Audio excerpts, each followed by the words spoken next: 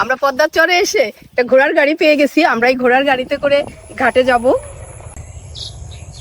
আর ঘোড়াটা এত সুন্দর, খুব নাদুস নুদুস ঘোড়াটা দেখেই বোঝা যাচ্ছে খুব যত্ন করা হয়। কি নাম আপনার? নাম কি আপনার? ইয়ানুস। আমার জীবনে প্রথম ঘোড়ার গাড়িতে চড়লাম। ঘোড়ার গাড়িতে এর আগে চড়া হয় নাই। আর ঘোড়াটা এত দ্রুত যাচ্ছে, আমাকে দেখে ভয় লাগছে যে খুব দ্রুত যাচ্ছে। আর ওই গানটার কথা মনে হচ্ছে, কি ধীরে ধীরে চল ঘোড়া সাথী বড় মান তোরা,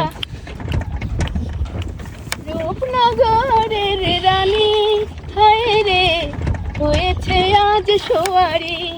ঘোড়া একটু আসতে যাও বাবা। এই ঘোড়াই আসলে এই চরের যোগাযোগের একমাত্র কার্গো।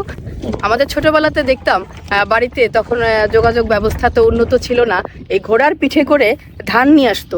তো আমি ভাবতাম যে ঘোড়াই তো ধান দিয়ে যায়, এই ধান যে বাজারে বিক্রি হয়, বাজার থেকে আনা, এগুলো আমি বুঝতাম না। আমি মনে সব কিছু ঘোড়াই দিয়ে যায়। তো আমাদের বাড়িতে একটা বড়ই গাছের সঙ্গে ঘোড়াটাকে বেঁধে রাখা হইতো। ওই সময়টা আমরা খুবই আনন্দ করতাম, ঘোড়া দেখতাম যে বাড়িতে ঘোড়া আসছে, সেই ঘোড়া দেখা। আসলে এত সুন্দর এই পরিবেশে এর আগে আমার ঘোড়া দেখা হয়নি। আর ঘোড়ার গাড়িতে তো আমার চড়াই হয়নি। জীবনের প্রথম ঘোড়ার গাড়িতে চড়লাম এবং ভীষণ ভালো লাগলো।